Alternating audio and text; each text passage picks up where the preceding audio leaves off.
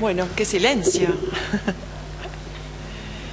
Bueno, vamos a empezar con el teórico de hoy. Yo les voy a hablar del metabolismo del calcio y el fósforo. Nosotros ya hemos visto a estos dos elementos en distintas situaciones durante la cursada, ¿no?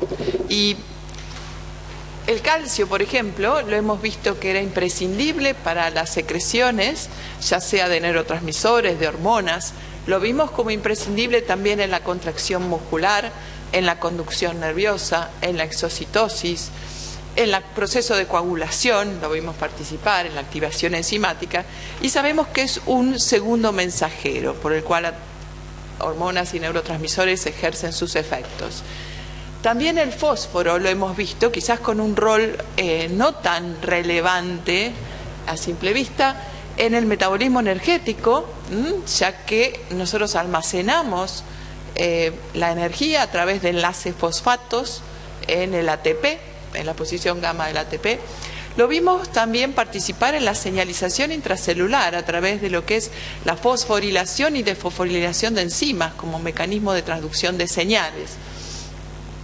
También cumple una función estructural. Nosotros tenemos fosfoproteínas, fosfolípidos, constituyendo los distintos compartimentos celulares. Y también vimos el rol del fosfato, en sus dos formas, monoácida y diácida, como regulador del pH, como un buffer amortiguador del pH, principalmente a nivel de los líquidos extracelulares, a nivel sanguíneo. Bueno, por todas estas funciones que estos dos elementos cumplen, se imaginarán que es imprescindible poder controlarlos o mantenerlos en una condición dentro de ciertos rangos para que todo esto pueda seguir ocurriendo, ¿no? Pero digamos que el mayor reservorio de calcio y fósforo se encuentra, y ustedes lo saben bien, en el hueso. A pesar de todas esas funciones que mencionamos hoy, la mayor cantidad de calcio y fosfato se encuentra en el hueso, formando los cristales de hidroxiapatita, que es el componente mineral del hueso. Y ahora vamos a ver en un ratito un poquito más acerca de lo que es la formación ósea y cómo intervienen estos cristales, ¿no? Eso hace que la cantidad total de calcio para un individuo de 70 kilos sea aproximadamente 1 kilogramo. Ese calcio, de todo ese calcio que poseemos, solo 1 gramo es el que está en todo el medio extracelular. Y es el que vamos a tratar de conservar de manera constante. La concentración en el plasma oscila entre 2,2 y 2,6 milimolar y está en su mayoría en forma libre, 45%, y otro 45% está unido a proteínas, y a pequeños aniones hay un menor porcentaje. Por otro lado, el fosfato, fíjense que tenemos en total 600 gramos en todo el organismo, también muchos de ellos dentro de los cristales de hidroxiapatita, y una cantidad mucho menor en los tejidos blandos y en los espacios extracelulares.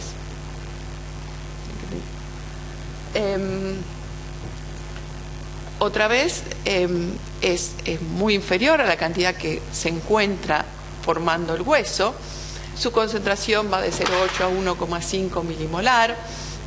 Y acá otra vez tenemos el 50% libre, el 40% unido a iones como sodio, calcio, magnesio, y un menor porcentaje unido a proteínas. Muy bien.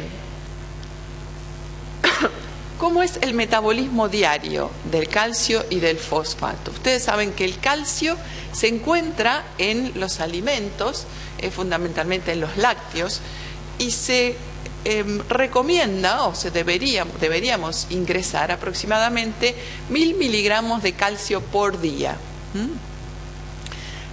Bueno, como les decía, fundamentalmente en los lácteos. De esos 1000 miligramos diarios que entran por día, en el intestino, fíjense, se van a absorber solo la mitad, 500 miligramos, que van a pasar al espacio extracelular. ¿Cómo es este proceso de absorción que pareciera poco efectivo, ¿no? O sea, solo la mitad de esta cantidad está siendo absorbida. Bueno, el proceso, la absorción se produce por dos mecanismos que van a depender de la cantidad de calcio que se encuentra en la luz tubular luego de la ingesta. Si la cantidad de calcio de la dieta es baja, el transporte se realizará del calcio en el epitelio intestinal a través de un mecanismo transcelular. Si el contenido de calcio de la dieta es alto, lo hará por un mecanismo paracelular. En general, con buen contenido de calcio en la dieta, en un 50-70% será el transporte paracelular el que va a primar. Pero es el transcelular, como vamos a ver después, el que necesita estar regulado en el caso de que se necesite mayor absorción.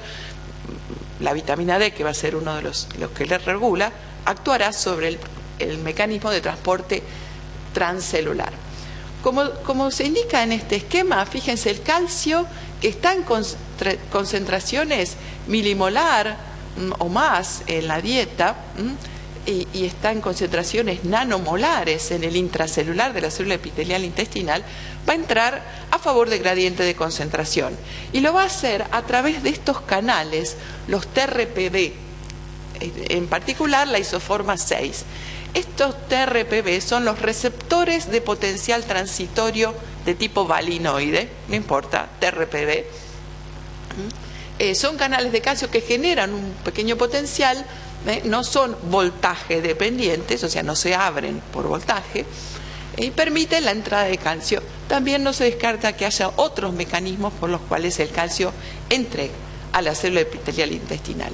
Lo que va a pasar una vez que el calcio ingresa a la célula es que va a haber una proteína que se llama calvindina, o proteína fijadora de calcio, que se va a encargar de mover el calcio desde el borde apical hacia el vaso lateral. Esto va a ayudar, por un lado, a disminuir o a mantener el gradiente a favor de la difusión del calcio, porque el calcio que entra se va a quelar con la calvindina, y además lo va a trasladar hacia el lado vasolateral, digamos. Allí sí vamos a necesitar transportes activos para poder sacarlo, porque ahora lo tenemos que llevar a la sangre, en donde otra vez el calcio vuelve a estar elevado, y entonces van a ser una bomba de calcio del tipo a la calcio-ATPasa de sarcolema, PMSA, el subtipo 1B, y el intercambiador sodio-calcio, que se van a encargar de extruir el calcio hacia la sangre. Lo hace en su mayoría la bomba de calcio y en una menor proporción el intercambiador sodio-calcio. Muy bien, así es la absorción a nivel intestinal del calcio. Y acá un breve recordatorio para que estén alertas, porque estos canales, los TRP, van a surgir en distintos temas que vayan a desarrollar de aquí en más. Fíjense que hay distintos tipos. Yo les mostré un TRPV valinoide, pero hay muchos subtipos. ¿Y por qué se los presento? Porque fíjense que van a estar o van a ser importantes en todo el aparato nervioso somatosensorial, porque son receptores para distintas el dolor, la temperatura, frío, calor. Así que lo vamos a ver posteriormente. Fíjense, tenemos el TRPV6, en la absorción intestinal, como vimos recién, pero ahora vamos a ver que en la absorción o reabsorción que se realiza a nivel renal, también vamos a tener un TRPV5. Y esto me va a permitir la movilización del calcio. Pero también usan TRPVs, estos canales, de calcio distintas células óseas, como los osteoblastos, los osteoclastos, condrocitos, y también lo vamos a ver en neuronas. Muy bien, entonces se absorbió ese calcio. ¿Por qué va a ser poco el calcio absorbido? Bueno, porque el mecanismo transcelular va a tener una saturación. No voy a poder absorber todo lo que venga en la dieta.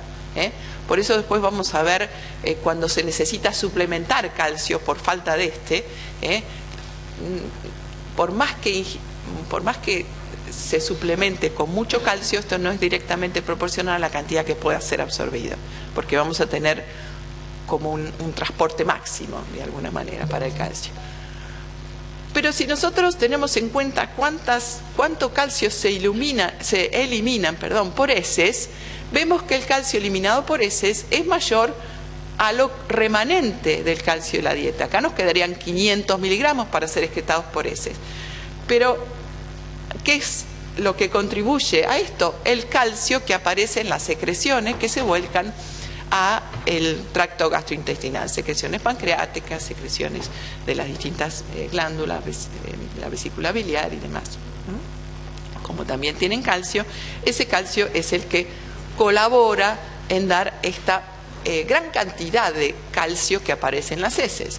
Fíjense, de los 1000 miligramos día termino excretando 825 miligramos día. Bueno, ¿qué pasa con el calcio que está en el medio extracelular? Bueno, eventualmente va a llegar a nivel del riñón y en el riñón se va a filtrar. Pero se van a filtrar alrededor de 10.000 miligramos por día, pero la gran mayoría se va a reabsorber. Fíjense, de 10.000 miligramos día, 9.800 se reabsorben. Por ende, lo que se elimina por orina es una pequeña cantidad.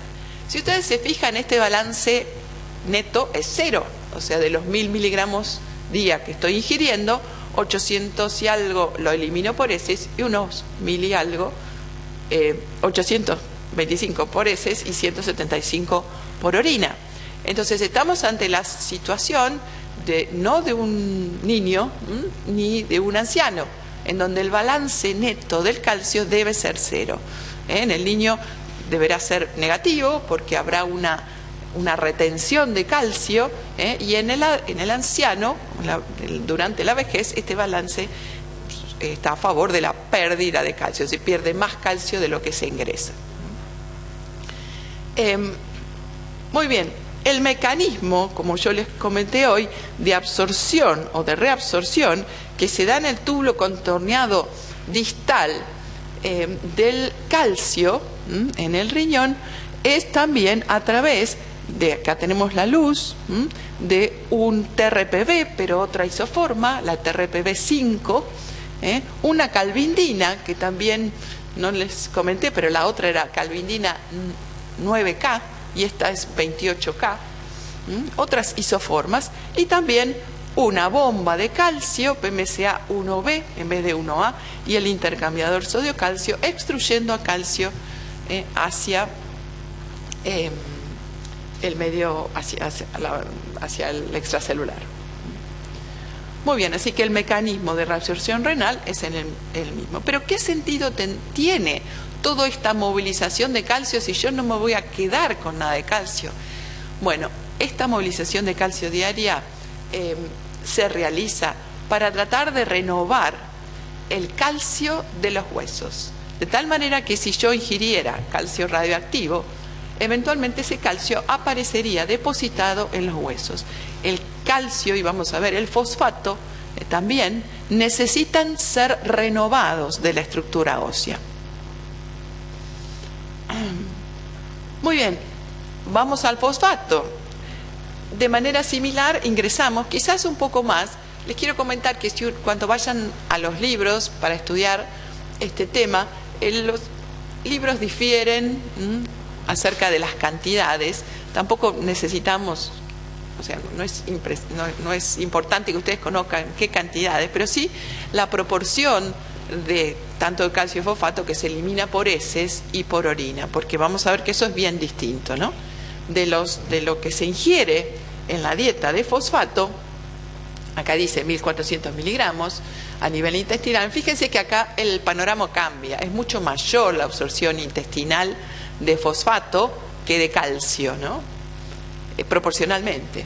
Y va a pasar a formar parte del medio extracelular y también va a estar en los tejidos blandos. Fíjense otra vez a nivel del fosfato, tenemos otra vez los dos mecanismos de absorción intestinal y también depende de la cantidad de fosfato en la dieta. A bajo fosfato en la dieta, otra vez el mecanismo es transcelular y es paracelular cuando hay alto fosfato en la dieta. En el caso del transcelular, lo que facilita la entrada de fosfato a la célula epitelial intestinal es un cotransporte sodio-fosfato. Es sodio-fosfato, la isoforma 2B. Esto va a ingresar al fosfato y el fosfato, por un mecanismo que aún desconocemos, sale del intracelular hacia la sangre y también requerirá un gasto energético para extruir ese sodio que ha entrado por el cotransportador. Este cotransportador es un activo secundario, necesitará la bomba de sodio para extruir el sodio. Así que este es el mecanismo de absorción intestinal. Eso hace que, bueno, se eliminen otra vez, como nos pasaba con el calcio, hay una eliminación mayor. Si yo absorbí 1100, me quedarían 300, pero hay mayor eliminación por heces de fosfato, producto del fosfato que se incorpora por las secreciones. Otra vez, el fosfato va a ser filtrado a nivel renal y reabsorbido también, pero ahora en una menor proporción, de tal manera que elimino la gran mayoría del fosfato ingresado por vía urinaria y no por las heces. Esto es una diferencia con el metabolismo del calcio. El mecanismo de absorción del fosfato a nivel renal otra vez es similar a lo que realiza el epitelio intestinal, cambiando las isoformas del cotransporte sodio-potasio que utiliza. Acá se utiliza el sodio-fosfato 2A o el sodio-fosfato 2C. Era el 2B el que usaba el epitelio intestinal.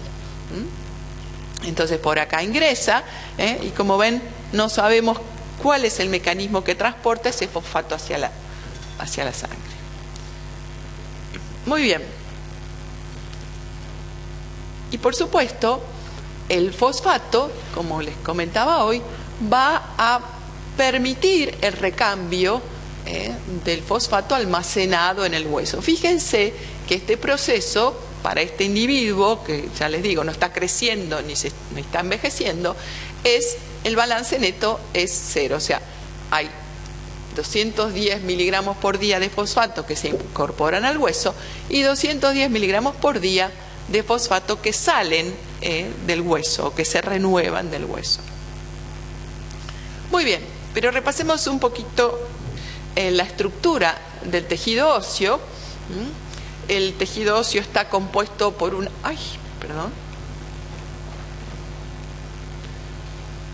por una matriz extracelular, que es el osteoide, compuesta en un 90% por colágeno tipo 1, y hay otras proteínas que van a ayudar a la fijación del calcio, por ejemplo, y de la formación de los cristales.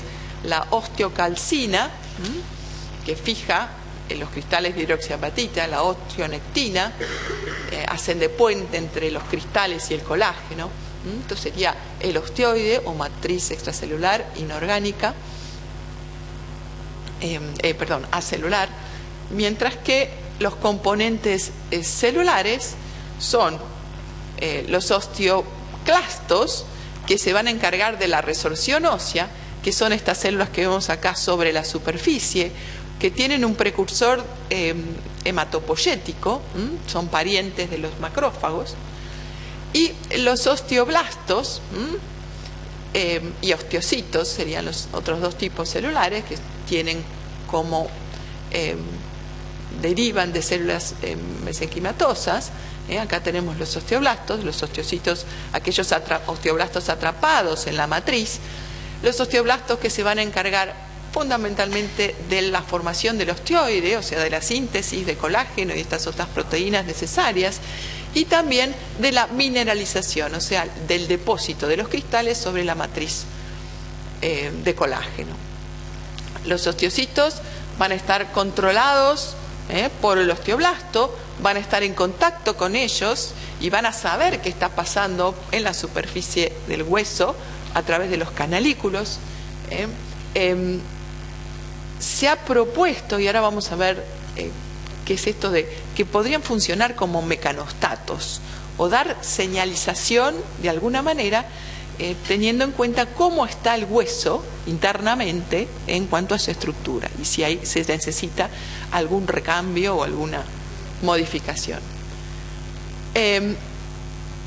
Intercambian calcio con ellos, secretan factores de crecimiento. Vamos a ver ahora todo lo que estas células secretan para poder comunicarse entre sí.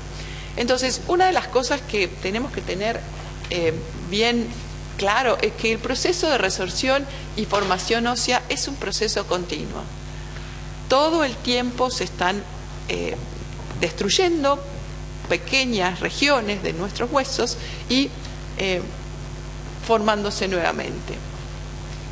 Y esto se hace de una manera muy coordinada. Si esta acción de resorción y formación no estuviera bien coordinada, tendríamos problemas.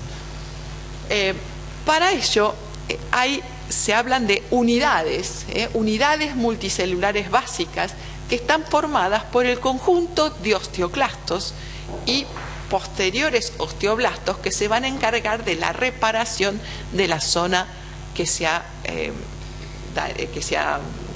destruido, digamos. Por lo menos dicen que hay, en cualquier momento de nuestra estructura, hay 1 millón de estas unidades multicelulares básicas, que son estos, la coordinación de osteoclastos y osteoblastos. Muy bien, ¿cómo va a ser ese proceso de remodelación ósea? Nosotros en condiciones quiescentes o de reposo vamos a tener una capa de células, los osteoblastos, que van a estar de manera pasiva, digamos, recubriendo el hueso mineralizado. Pero en algún momento, por alguna señal, que vamos a ver cuál puede ser, se va a producir la activación. Los osteoblastos se van a abrirse, van a correrse y dejar el lugar donde van a comenzar a fijarse los osteoclastos. Osteoclastos que van a realizar el proceso de resorción o destrucción, pero a continuación serán los osteoblastos que vendrán a generar otra vez la matriz osteoide, finalmente en un paso posterior la mineralización de esa matriz osteoide para finalmente terminar con un hueso renovado, digamos, en su estructura. Vamos a ver con un poquito más de detalle cómo es este accionar de estas células óseas. Y esto, acá tenemos el osteoclasto. Y el osteoclasto, cuando el tejido óseo le ofrece esta señal, dada por estos circulitos que ustedes ven acá, que son las vitronectinas, esos van a señalizar, de alguna manera, van a ser reconocidos por integrinas que tiene el osteoclasto, y estas integrinas, este sello que se forma entre las vitronectinas y las integrinas, va a permitir formar un espacio en donde va a ocurrir el proceso de resorción. Esto nos conviene, nosotros no podemos, tenemos que hacer resorción en zonas discretas, que estén bien acotadas. Bueno, y esto lo da este sello que se produce y esta laguna, en donde se encuentra el borde en cepillo del osteoclasto, que va a provocar la resorción ósea a través de la acidosis provocada por una bomba de protones que se encuentra en el borde en cepillo, bomba que va, por supuesto, a hidrolizar ATP, pero va a tomar los protones previos del dióxido de carbono, de la reacción del dióxido de carbono y agua. Por eso acá tenemos una anhidrasa carbónica y un transportador clorobicarbonato que me va a permitir la entrada o la salida, mejor dicho, del bicarbonato remanente. O sea, el dióxido entra, dióxido de carbono más agua me va a dar el protón para que la bomba lo extruya a este espacio, y el bicarbonato restante que se va a salir del osteoclasto por el intercambiador clorobicarbonato. Muy bien, por un lado, este medio ácido me va a permitir destruir las estructuras de la matriz osteoide, o debilitar las uniones de los aminoácidos del colágeno. Además tenemos esta fosfatasa ácida resistente a tartrato, TRAP, que también va a liberarse, y fíjense, es una fosfatasa que puede actuar en un medio ácido, que no siempre las enzimas pueden actuar en este medio, ¿no? Esto por un lado, pero para poder destruir realmente, y esto básicamente me va a destruir la parte mineral ósea, para poder destruir las fibras de colágeno yo voy a necesitar proteasas. Las proteasas van a estar dadas o van a ser aquellas contenidas en los lisosomas. Dentro de estas proteasas, una de las más importantes que lleva a la destrucción de la matriz extracelular es la catepsina K. Entonces, a través de estos procesos, el osteoclasto realiza la resorción en este espacio limitado.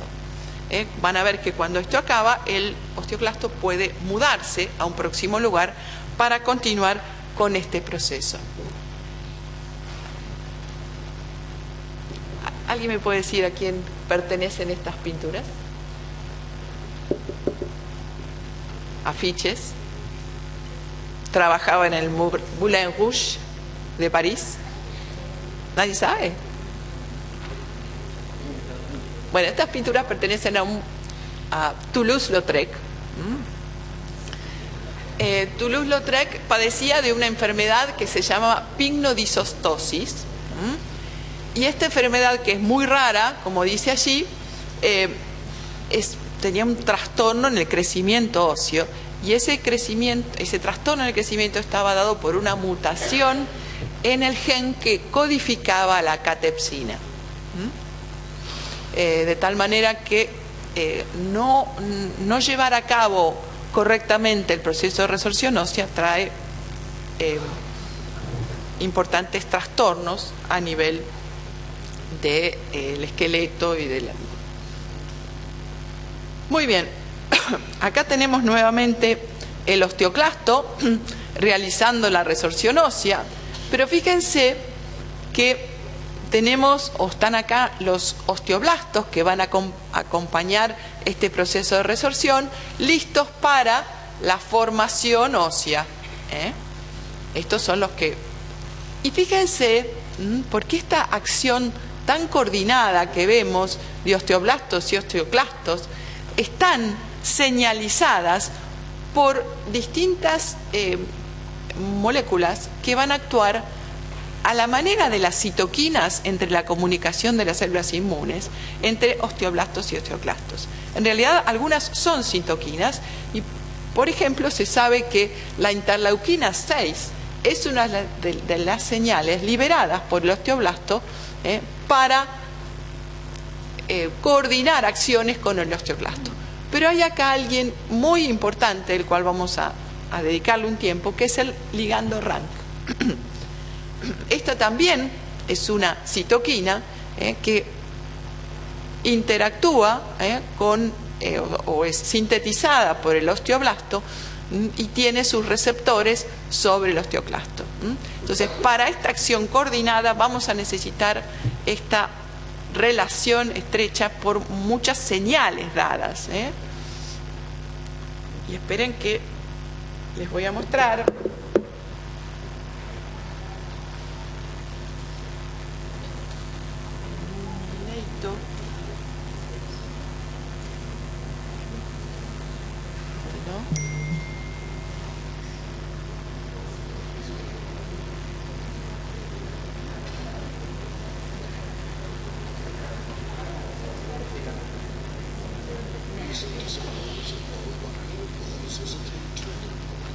Bueno,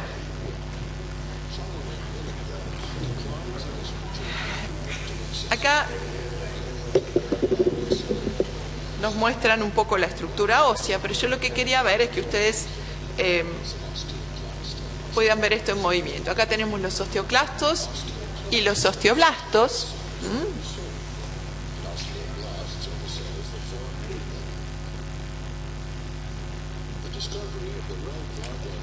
Y lo que nos está contando es el descubrimiento del ligando RANK y su participación.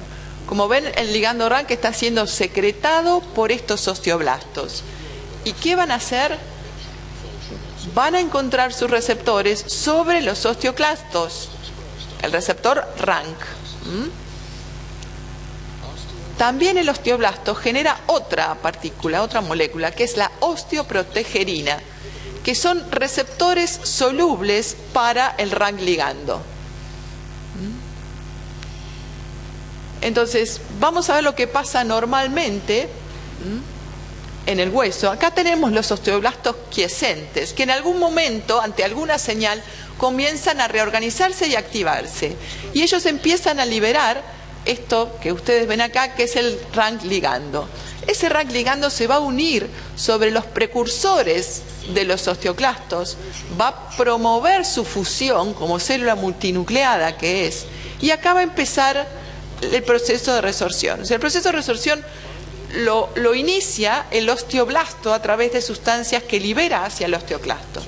Acá viene el osteoclasto destruyendo y rápidamente los osteoblastos comienzan con la reparación. Comienzan, acuérdense, primero formando el osteoide y luego la mineralización, la deposición de las sales de hidroxiapatita.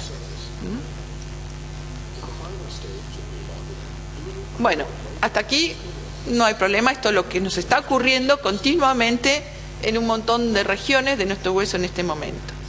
¿Qué es lo que pasa? Bueno, en este caso después vamos a hablar del rol que tienen los estrógenos en este proceso de formación y remodelación, pero ya que está acá se los muestro. Fíjense, ¿qué pasa en la mujer posmenopáusica? La cantidad de RANK ligando excede a la cantidad de osteoprotegerina, de tal manera que voy a tener más RANK ligando, mayor activación de osteoclastos, mayor resorción, y los osteoblastos, que no aumentan en consecuencia, van a provocar una formación ósea insuficiente que no va a lograr recomponer toda la estructura. Entonces, fíjense cómo ahora la actividad osteoclástica está exacerbada. Y entonces, por más que vengan los osteoblastos a reparar, la fosa realizada es demasiado grande y los osteoblastos no lo pueden recuperar.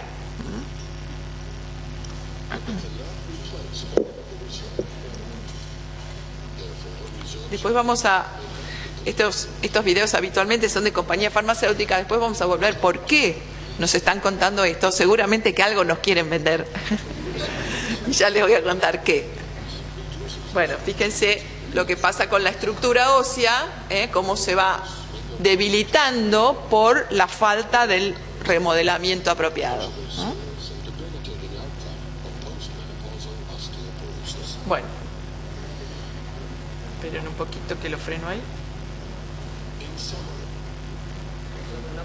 Sí. ¿Cómo? Esto es osteoporosis. Esto es producto de la osteoporosis. O sea, esto da como resultado la osteoporosis. Muy bien.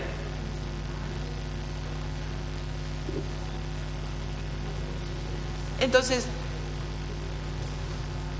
como yo les decía, esta charla entre osteoblastos y osteoclastos tiene que ser muy precisa, porque si no puede pasar esto, puede pasar que haya mayor destrucción que formación.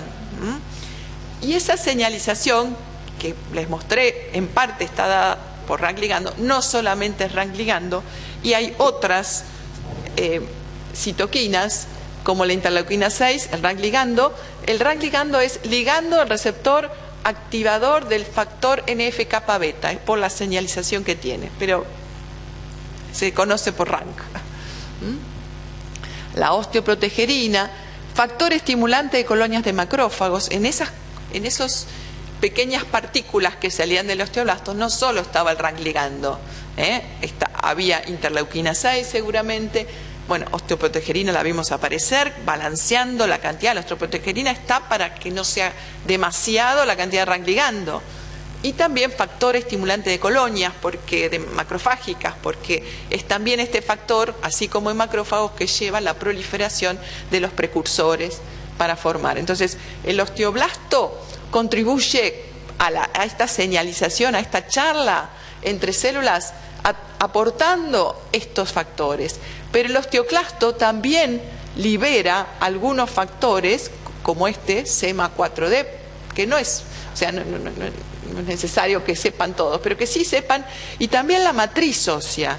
La matriz ósea aporta TGF-beta1, insulin growth factor 1, o sea que es más complejo que solo en Rank ligando esa interacción que me permite este remodelado correcto. Muy bien. ¿Qué activa o qué hace que en algún momento esos osteoblastos que estaban quiescentes se abran y comience allí el proceso de resorción? Bueno, podrían ser factores mecánicos. Ustedes saben que por ser bípedos y estar parados, la fuerza de gravedad ejerce sobre nuestros huesos y las inserciones musculares, el tejido óseo se va gastando de alguna manera. Por supuesto que si el peso es mayor, esto va a ser mayor. Y todos estos factores mecánicos van a hacer que se produzcan algunas alteraciones a nivel hueso que necesitan ser renovadas o recambiadas. Y por esto, y lo que sí no sabemos es cuál va a ser la señalización, pero factores mecánicos van a llevar a la activación de este proceso de remodelación. Pero hay factores no mecánicos, y eso lo vamos a ver ahora, porque vamos a ver hormonas que regulan este proceso de remodelación ósea, factores locales, la dieta, ciertas enfermedades también llevan a que exista este proceso de remodelación. ¿Cómo puedo averiguar en qué estado o cómo está esta persona respecto a su proceso de remodelación? Bueno, puedo estudiar componentes de estos procesos, tanto de la formación y resorción, a nivel del suero o en la orina.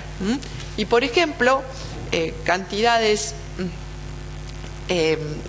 elevadas de fosfatasa alcalina, que no comenté, pero bueno, así como fosfatasa ácida yo necesito para el proceso de resorción, para el proceso de formación, de nucleación y deposición de sales y demás, sobre la matriz osteoide, que es lo que hace el osteoblasto, se necesita una fosfatasa que es alcalina. El aumento de esta enzima me está hablando de que el hueso se está formando. Así también, bueno, en particular la fosfatasa alcalina ósea, osteocalcina o un péptido derivado del colágeno, todos estos se utilizan como marcadores de formación, mientras que los marcadores de resorción son esa fosfatasa ácido tartrato resistente, la TRAP, que largaba el osteoclasto, y distintas porciones de las moléculas de colágeno. También Si hay resorción importante, elevada o demasiada, aparecerá calcio en orina, aparecerá la prolina, hidroxiprolina, un aminoácido muy abundante que constituye el colágeno, y estos otros compuestos, que también me pueden hablar de cómo está el proceso, si está favoreciéndose la resorción o la formación ósea. Y bueno, tenemos un montón de hormonas que se van a encargar de regular este metabolismo del calcio y fósforo, dentro de las cuales las más importantes son la paratormona, la vitamina D, la calcitonina y una nueva que es el factor de crecimiento fibroblástico 23. Ambos, o sea, por lo menos estas tres hormonas, que son las más conocidas, regulan tanto el calcio como el fosfato. El FGF23 es principalmente regulador de la concentración de fosfato. Y lo que vamos a ver es que mientras dos de estas hormonas son hipercalcemiantes, o sea, aumentan la cantidad de calcio en sangre, solo la calcitonina lo va a disminuir. Y en cuanto al fosfato, vamos a tener hipofosfatemiantes, la paratormona, la calcitonina y el FGF, y el único que va a aumentar el fosfato en sangre es la vitamina. Aparte de estas hormonas, que son las que clásicamente van a ver vinculadas con el metabolismo del calcio y fósforo, que mencionamos hoy, fundamentalmente van a encontrar las tres primeras. La cuarta es una hormona que se está estudiando, pero, por ejemplo, el borón ya la menciona, es alguien que está creciendo en importancia, así que quiero que ya la empiecen a conocer. Además de estas, que yo les decía, las clásicas, vinculadas al metabolismo de calcio y fósforo, tenemos otras hormonas conocidas por ustedes que también regulan de alguna manera el calcio y el fósforo, como la hormona de crecimiento, las hormonas tiroideas, los glucocorticoides y los estrógenos y andrógenos. Así que vamos a ver cómo lo hacen. Pero bueno, no son la única función que tienen, por eso las dejamos en un apartado. Vamos con la paratormona. Bueno, la paratormona es, como dice allí, la hormona hipercalcemiante por excelencia. Se genera en las células claras, en las células principales, perdón, de la paratiroides. Se genera ante una disminución en el calcio, para lo cual ella va a responder, como vamos a ver, con un aumento de calcio en sangre. ¿Y cómo se sensa, cómo la célula principal sensa este cambio de calcio? Es a través de un receptor de calcio que es un canal, no es un canal, es un receptor de calcio acoplado a proteína GQ. Esto es algo raro, pareciera no ser un canal, sino un receptor acoplado a proteína G que sensa calcio. Lo que es raro en esta célula, que a diferencia de muchas otras en donde vimos que un aumento de calcio intracelular en general lleva a un aumento de la liberación porque favorece el proceso de exocitosis y se liberan así los neurotransmisores, en esta célula el aumento de calcio, acuérdense que PTH es hipercalciamiento, el aumento de calcio por una señal calcio dependiente intracelular que involucra tanto al calcio como a la PKC, inhibe la secreción de PTH. ¿Se entendió? O sea, en general hemos visto hasta ahora aumentos de calcio que llevan al aumento de secreción, porque el calcio se necesitaba para el movimiento de los microtúbulos y del citoesqueleto.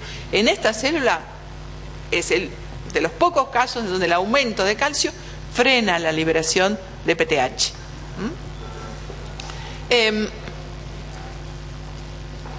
Muy bien, entonces, como ven acá, cuando vamos a la curva negra, esto es velocidad de secreción o cantidad de PTH, en función del calcio en el plasma.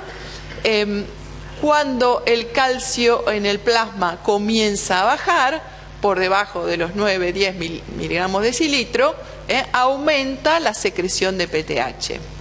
En este caso se muestra esta curva para una que tienen los pacientes que tienen esta enfermedad, que es la hipocalciuria y hipercalcemia familiar. ¿Qué le pasa a estos enfermos? Es que tienen la curva desplazada hacia la derecha. Quiere decir que inclusive a concentraciones de calcio normales hay mucha cantidad de paratormona. Muy bien. ¿Qué va a hacer la paratormona? Bueno, ¿cómo se sintetiza?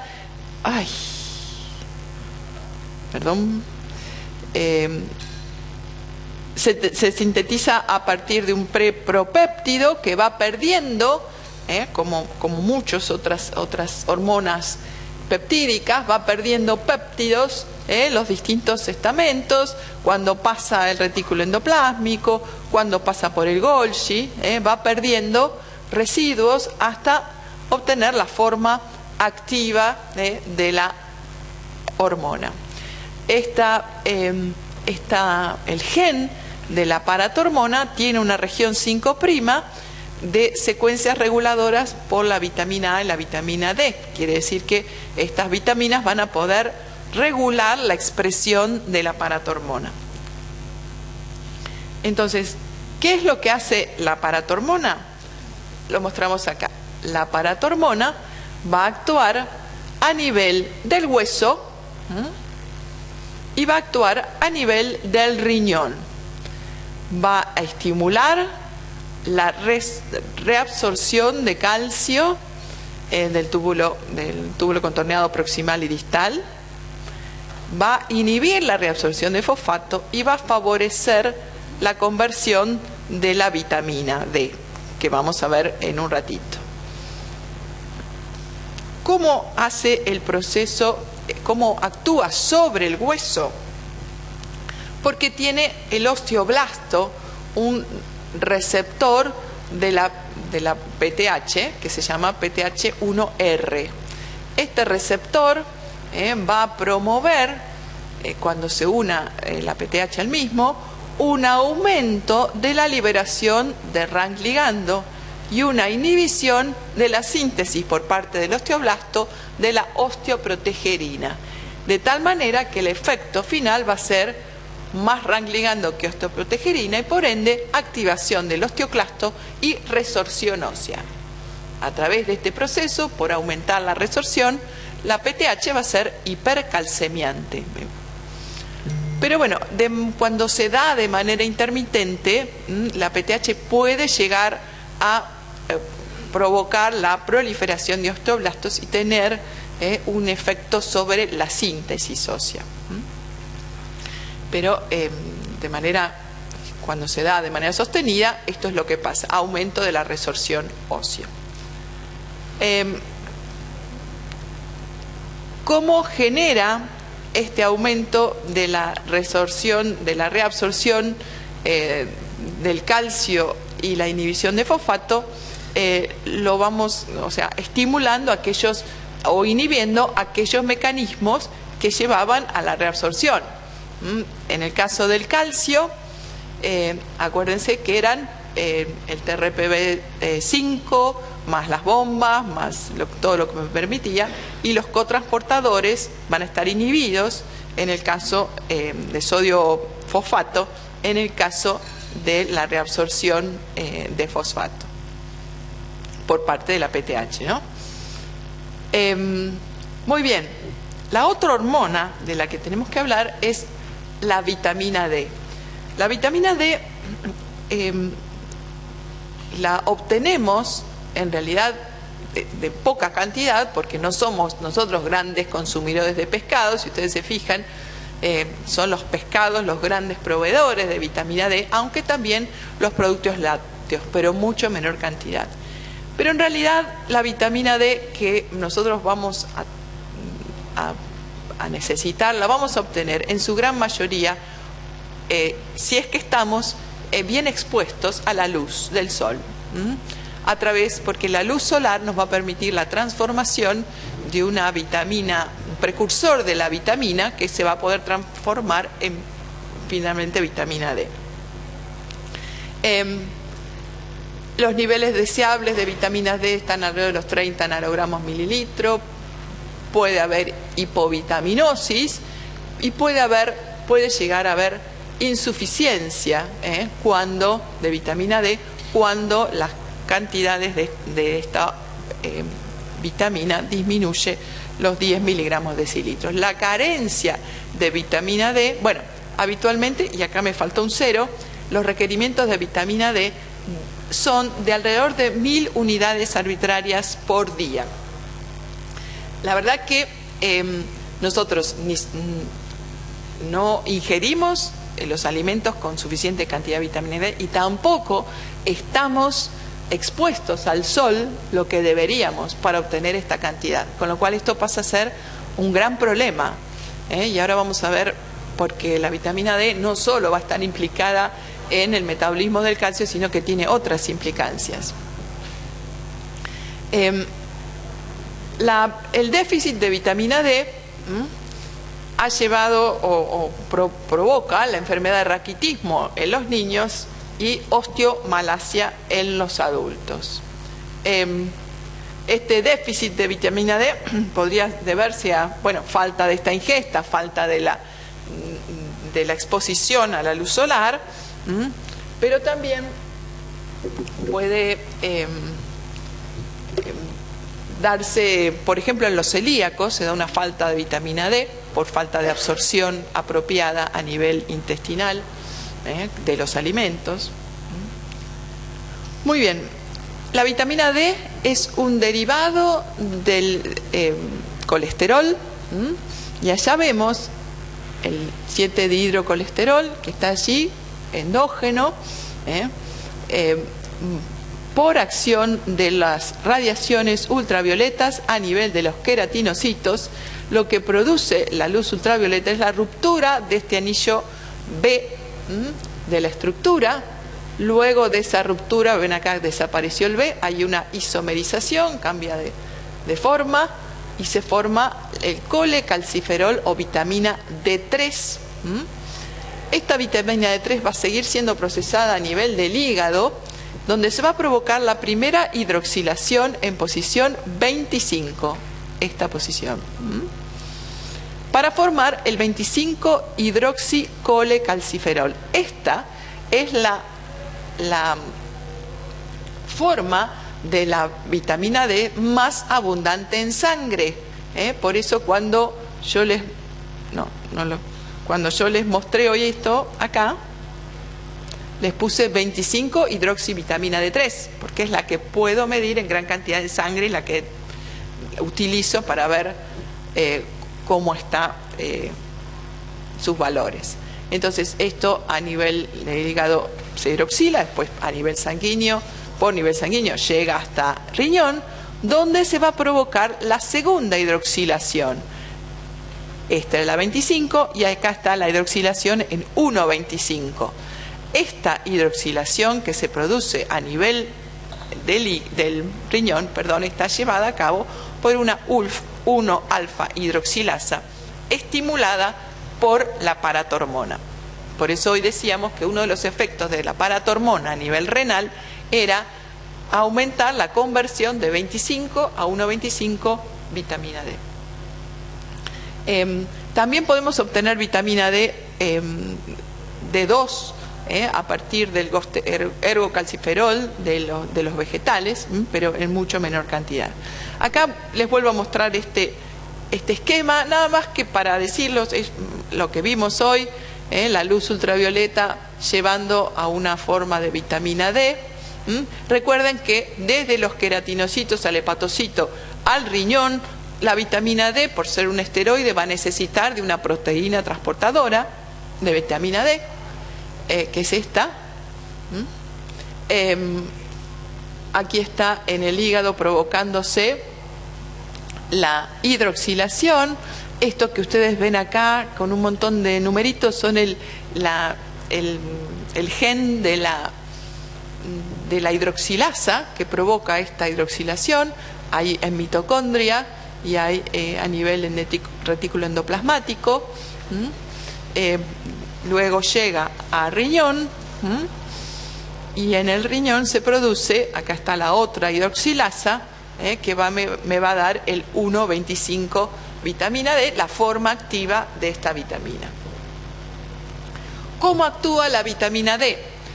Actúa como toda hormona esteroidea a través de un receptor ubicado a nivel nuclear que se denomina BDR, receptor de la vitamina D, que necesita a su vez de otro cofactor para actuar como un factor de transcripción. Los efectos, ¿dónde vamos a encontrar receptores de vitamina D? Para lograr los efectos, lo que llamamos los efectos clásicos de la vitamina D, los receptores de BDR van a estar en el epitelio intestinal, en el epitelio renal y otra vez en los osteoblastos. Esos van a ser los blancos de la vitamina D. Acuérdense, paratormona era solo en el epitelio renal y en los osteoblastos. La vitamina D, renal, osteoblastos e intestinal. Muy bien. Entonces, este era el esquema que teníamos con la paratormona, actuando en el osteoblasto y en el riñón. Y ahora agregamos, fíjense que acá está que la paratormona favorece o estimula la conversión de la 25-hidroxi en 1,25, porque estimula la hidroxilasa que lleva a esta conversión. Y ahora esta vitamina D activa va a aumentar la reabsorción intestinal, va a aumentar la reabsorción intestinal de calcio y va a aumentar la reabsorción de fosfato y de calcio a nivel renal, y también el proceso de resorción ósea. Vamos a ir viendo cada uno de estos procesos. ¿Cómo es que aumenta la reabsorción intestinal de fosfato? ¿Se acuerdan que habíamos hablado de estos cotransportes sodio-fosfato?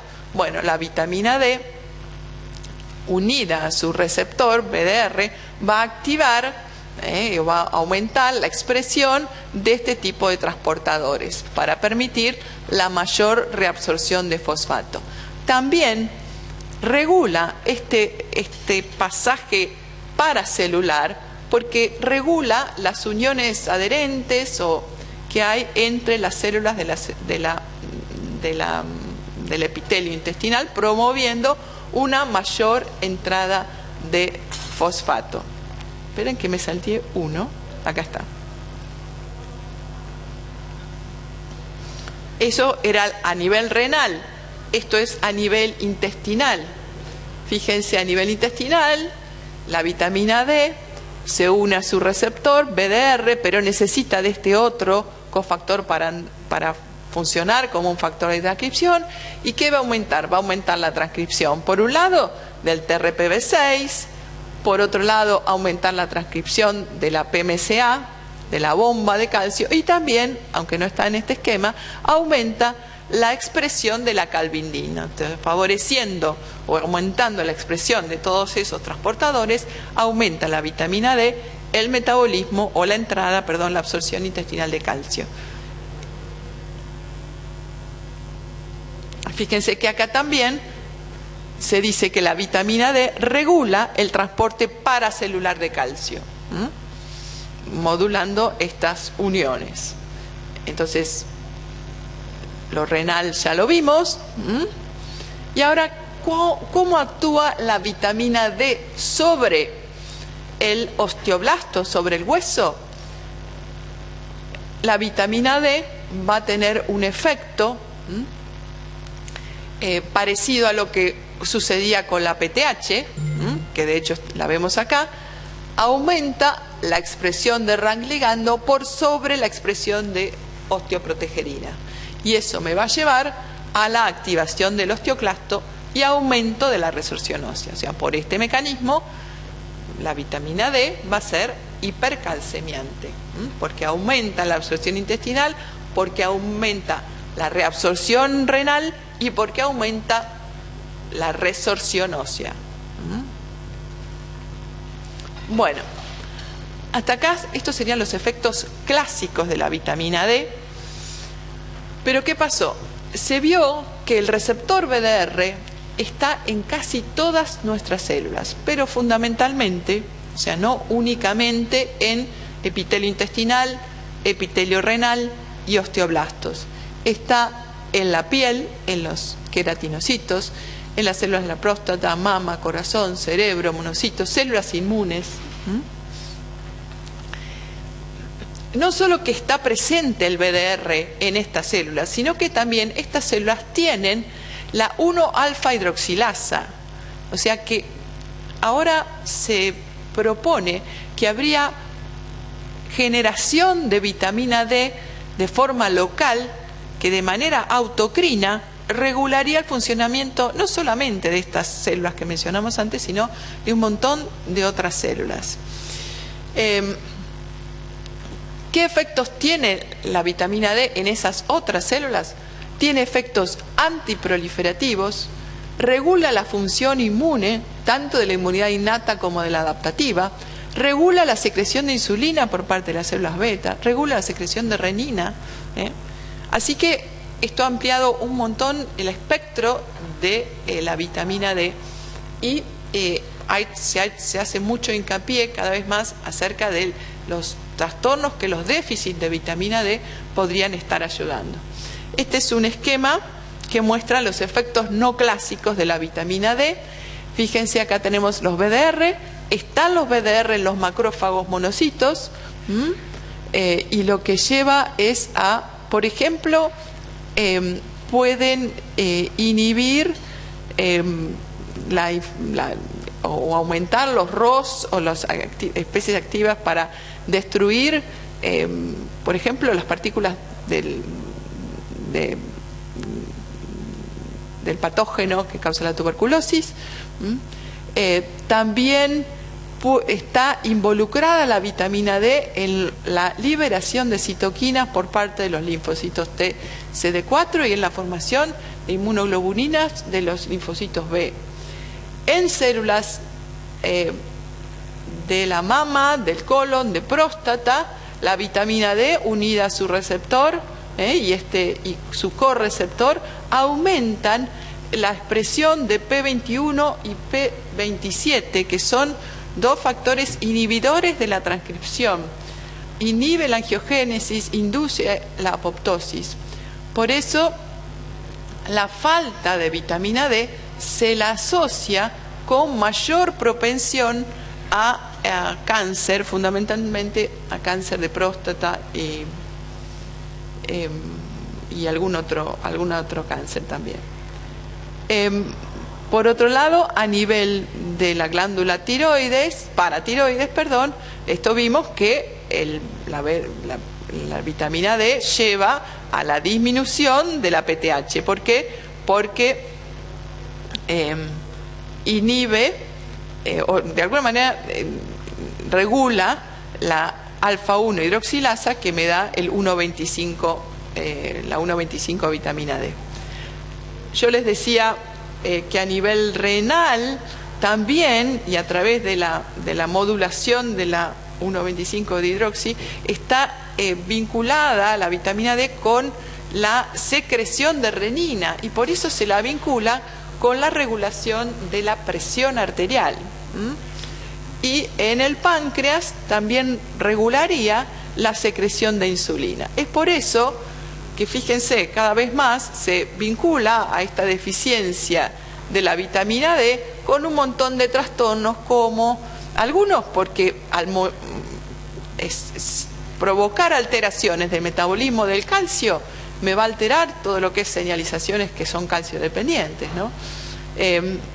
Pero en otros casos se podría vincular a aumento de la presión arterial, a las diabetes tipo 1 y tipo 2, etcétera. Así que son muchos los efectos, muchos de estos, muchos se han comprobado a nivel experimental, pero otros son asociaciones de las que se habla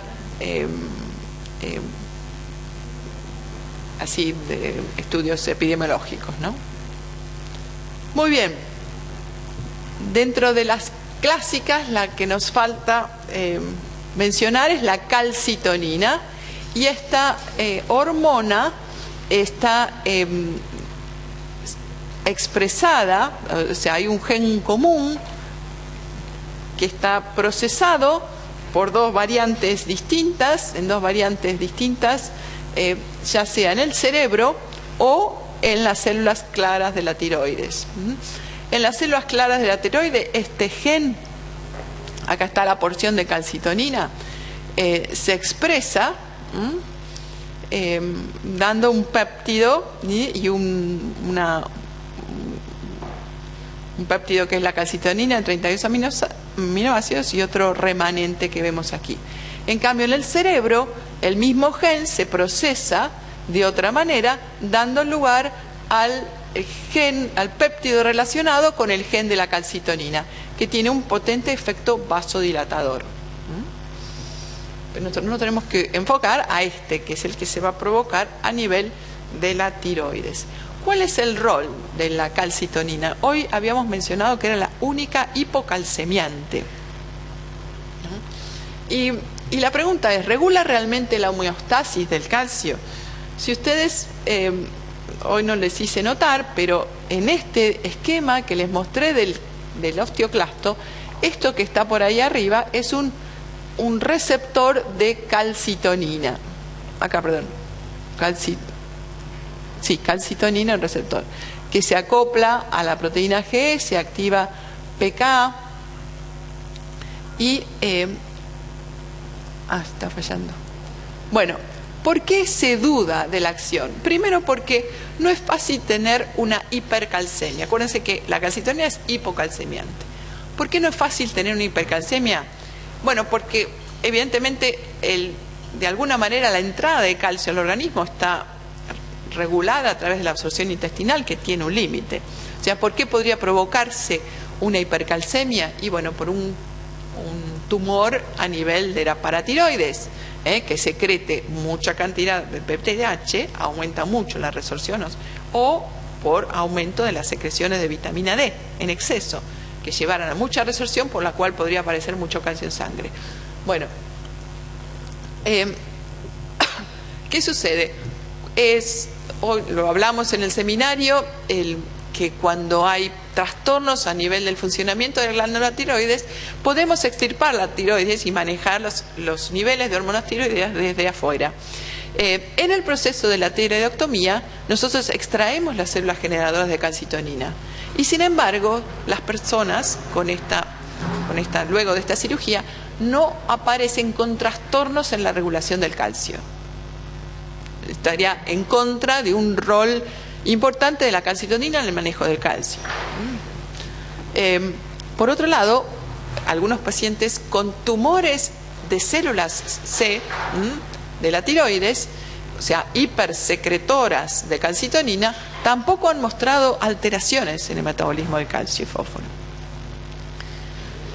Pero bueno, evidentemente, una de las cosas a favor de que realmente debe estar jugando un rol, aunque lo desconozcamos, el osteoclasto tiene un receptor de calcitonina. Y ese receptor de calcitonina, como yo les mostraba allí, acoplado a proteína quinasa, a GS, activación de proteína quinasa A, inhibe la activación del osteoclasto. Ese sería el efecto. Tiene receptores de calcitonina acoplados a GS, tiene una acción transitoria porque downregula, inhibe a los osteoclastos, y en el riñón produce fosfaturia, o sea, hace perder fosfato, perdemos calcio y perdemos sodio de manera moderada. Yo les había mencionado otras hormonas que también estaban involucradas en el remodelamiento óseo, que no eran las clásicas: crecimiento tiroideas, corticoides, estrógenos y andrógenos. Y como ven en este listado, por lo menos vemos aquí el corticoide, ya habíamos visto la vitamina D, PTH, que tenían un efecto de aumentar el RANK ligando por sobre la osteoprotegerina. Los corticoides hacen lo mismo. ¿Se acuerdan que hablábamos de los efectos deleterios de mantener los corticoides en el tiempo? Bueno, uno de estos es la osteoporosis, producto de los corticoides de manera sostenida, dado por este aumento de resorción que producen. Pero fíjense lo que hacen los estrógenos. Los estrógenos, a diferencia de estas hormonas que mencionamos acá arriba, sintetizan más, o hacen que se exprese más osteoprotegerina que RANK ligando. Entonces, protegen de la resorción ósea. Cuando faltan, el proceso se invierte, y la resorción gana. Muy bien. Entonces, fíjense que hay muchas corticoides otra vez, vitamina D, PTH, todo esto ya lo hemos visto, prostaglandinas, y la deficiencia de estrógenos, a su vez interleuquina, fíjense que acá está el paquete proinflamatorio de interleuquinas, la 1, la 6 y el TNF-alfa, estimulan el osteoblasto para la liberación de RANK ligando y activación de la actividad osteoclástica y aumento de resorción. También la testosterona, aunque su efecto no es tan importante, fíjense, esto es cómo distintas hormonas, como mostramos ahí, a través de aumentar o disminuir la OPG o el RANK ligando, logran sus distintos efectos. Acá tenemos el calcitriol o vitamina D, que aumenta más el RANK ligando, también aumenta la expresión de RANK, receptor RANK, y todo esto lleva a mayor resorción. Estrógenos aumenta OPG, y entonces lo que hace este aumento de OPG es disminuir el efecto del RANK ligando y por ende disminuir la resorción. Testosterona, ven, el efecto es más conflictivo, por eso es menos. Los corticoides disminuyen OPG y aumentan RANK ligando, mayor resorción. La PTH disminuye OPG, aumenta RANK ligando, mayor resorción. Y así podemos pasar un montón de sustancias que actuando, regulando el balance entre estas dos, llevan a un aumento de formación o aumento de resorción. Esta es la nueva adquisición en cuanto al metabolismo del calcio y fósforo, que es el factor de crecimiento fibroblástico 23 o FGF23, que, como yo les comentaba hoy, regula el metabolismo del fosfato y también el metabolismo de la vitamina D. El FGF pertenece a una familia que se ha dado en llamar fosfatinas en general, donde hay otros FGF y otras moléculas con otros nombres. Se sintetiza en el hueso y lo sintetiza el osteocito. Esto es bastante, o sea, no teníamos muchas cosas liberadas por el osteocito. Pareciera ser el osteocito el que lo libera, pero también, como en todo, lo vemos en otros tejidos, cerebro, timo, corazón, paratiroides. Va a actuar fundamentalmente sobre el riñón. Y lo hace, y también, aunque la literatura es controversial todavía, directamente sobre la glándula paratiroides. Está el receptor de FGFR, pero también necesita de un correceptor que se llama cloto. Así que, ¿qué va a hacer el FGF23 salido del osteocito? Va a encontrar sus receptores y va a encontrar el cloto sobre el riñón y va a disminuir la expresión de los cotransportadores sodio-fosfato que llevaban a la reabsorción de fosfato. Por ende, si disminuyo la expresión, voy a perder más fosfato por vía renal. Aumentará la excreción de fosfato. A nivel también lo que va a provocar a nivel renal es la disminución de la expresión de la 1-alfa hidroxilasa, que era la que hidroxilaba la 25 vitamina D. Si disminuye la expresión, va a disminuir la cantidad de vitamina D o calcitriol, que es el otro nombre, y eso va a llevar a una disminución de la reabsorción, de la absorción intestinal, no solo de calcio, sino también de fosfato. Entonces, como efecto final, tengo una mayor excreción de fosfato, una disminución de absorción, pero no directa, sino a través de la disminución del calcitriol o vitamina D, lo que me va a llevar a una disminución importante de los niveles de fosfato en sangre. Entonces, por eso hablamos de que el FGF regula el metabolismo del fosfato y también el metabolismo de la vitamina D. Estos son otra vez los mismos efectos. FGF disminuyendo la alfa hidroxilasa, y entonces entonces el 25 no pasa a 1,25 y disminuyendo la expresión de los cotransportes. Esto va a causar una hipofosfatemia y fosfaturia. El efecto de disminuir el fosfato es el mismo que tiene la PTH, pero mientras que la PTH actúa inmediatamente, el efecto del FGF es más tardío. Recién va a actuar a las horas. Pero en realidad les traje esto para mostrarles estos otros efectos que se los comenté, del cual se dudan si hay un efecto directo sobre PTH o sobre intestino del FGF, o estos efectos se hacen a través de esta disminución de la 1,25 que el FGF provoca.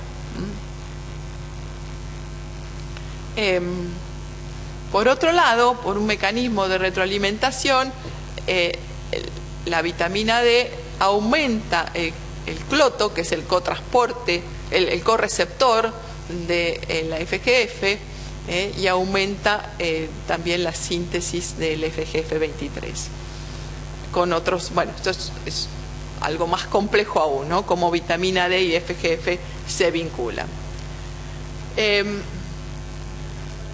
Bueno, hablamos del rol del RANK ligando en el contexto de la comunicación entre osteoblastos y osteoclastos, ¿no es cierto? Como el osteoblasto le envía el RANK ligando para activar el osteoclasto y para aumentar la resorción. Pero cada vez se habla o se sabe de que hay RANK ligando y receptores RANK en distintos sistemas. Por ejemplo, en el sistema inmune, las células, los linfocitos T liberan RANK ligando y eso lleva a la diferenciación y maduración de las células dendríticas, y también en las células endoteliales tienen un receptor RANK, el cual llevaría a la proliferación y sobrevida de las células endoteliales. Así que posiblemente vayamos a ver el RANK ligando en muchas otras funciones. Y esto brevemente, que es parte de lo que vimos en el video, de cómo cambia el hueso en condiciones en donde el proceso de remodelación ósea regulado por estas hormonas no está bien. Este hueso se vuelve un hueso más frágil, con posibilidad de fracturas. Y vamos al video otra vez. Lo que quería mostrarles es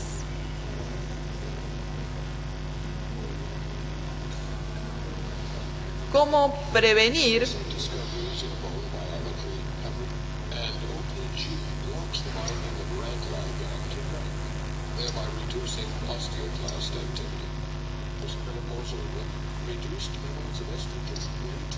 Bueno, esto lo hemos visto, ¿no? Ante la bajada de ante la disminución de los estrógenos, disminuye, que lo vimos hoy, la cantidad de osteoprotegerina, aumenta proporcionalmente más RANK ligando y el proceso de resorción continúa. Esto pasa en la mujer posmenopáusica, por ejemplo. ¿Cómo hacemos para prevenir esto? ¿Cómo podríamos de alguna manera evitarlo? Y lo que la farmacéutica nos quería vender, hasta acá habíamos visto, ¿no?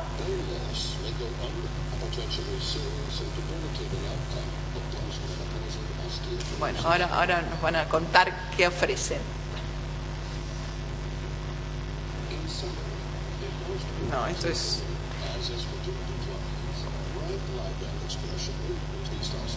todo un resumen de lo que pasa.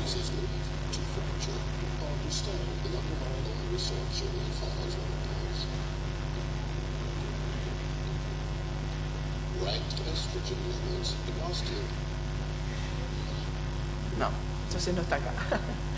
Vamos directamente. Bueno, ¿qué es lo que ese video en su segunda parte ofrecía? La posibilidad de este compuesto que en realidad actúa. Ustedes saben que todos los compuestos que terminan en MAP significan que son anticuerpos monoclonales, ¿no? Lo que se pensó como una terapéutica para este caso es la generación de anticuerpos. Acá vemos el denosumab, que son estos amarillitos de aquí, capaces de reconocer el RAC ligando. Entonces, si yo bloqueo la acción del RAC ligando, podría impedir el proceso de resorción exacerbado. Así que eso fue una de las estrategias. Acá tenemos distintas estrategias que se han utilizado para tratar de prevenir el proceso de osteoporosis en la mujer posmenopáusica.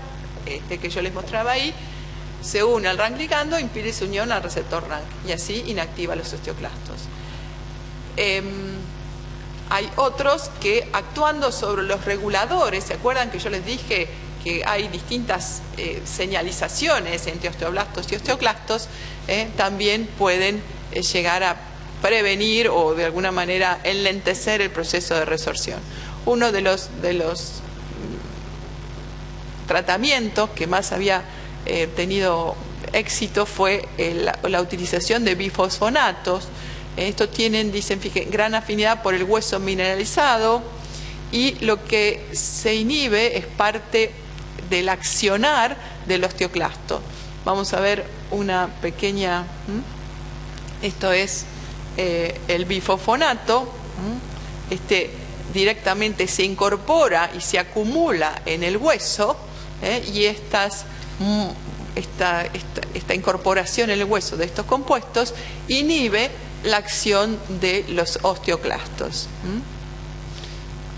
Por el momento acá hay mayor resorción que formación, pero luego la formación y la resorción se compensan y el remodelamiento disminuye. Bueno, pero una de las cosas que es interesante también y que se plantean es que es también a través del RANK ligando o que hay una señalización, o sea, células tumorales y fundamentalmente tumores sólidos como el tumor de mama provocan la liberación o producen factores que estimulan a que los osteoblastos liberen el RANK ligando, y eso aumenta la resorción. Por eso es tan común en este tipo de tumores la metástasis ósea, porque la señalización del tumor activa el osteoblasto para la liberación del RANK ligando, que aumenta la resorción y facilita de esta manera o genera un tejido menos protegido y más potencialmente habitado o por células tumorales. Así que bueno, con eso creo que terminamos.